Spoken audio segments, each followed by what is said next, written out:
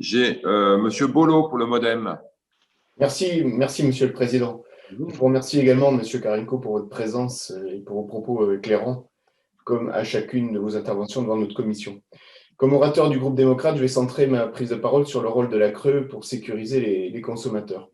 Nous connaissons tous vos actions d'information et de pédagogie dans ce domaine, actions indispensables dans un contexte de foisonnement de la concurrence, de fin des TRV et d'essor des offres vertes. Au-delà de ces actions, je vous invite à nous projeter dans un horizon plus lointain, un horizon qui serait caractérisé par une augmentation des prix de l'électricité. Un tel scénario inflationniste n'est pas à exclure pour au moins 3 raisons. La première raison, c'est celle du basculement de la consommation des carburants fossiles vers l'électricité pour satisfaire les besoins croissants de la mobilité électrique.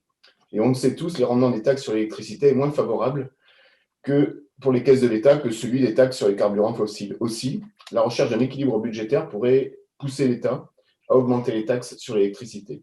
La deuxième raison, c'est celle de l'explosion des charges d'EDF, vous l'avez rappelé, M. Karanko, avec la dérive à la hausse du coût de l'EPR, de Flamanville, les investissements lourds pour remédier à l'obsolescence du parc nucléaire, et ceux engagés pour la production de l'énergie verte. La troisième raison, c'est celle du développement non planifié de l'éolien.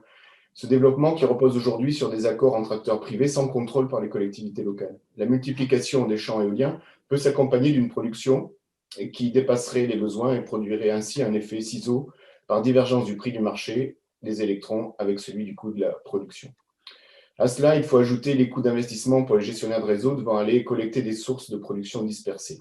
La probabilité de ce scénario d'augmentation du prix de l'électricité est difficile à estimer, mais ne doit pas nous exonérer de sa prise en compte. Aussi, Monsieur le Président, ce scénario fait-il partie de votre prospective? Quelles pistes permettent de s'en prémunir? Et je compléterai ma question en vous demandant en quoi et comment le projet Hercule serait de nature à amplifier ou non les augmentations de l'électricité dommageables pour le pouvoir d'achat des consommateurs. Je vous remercie.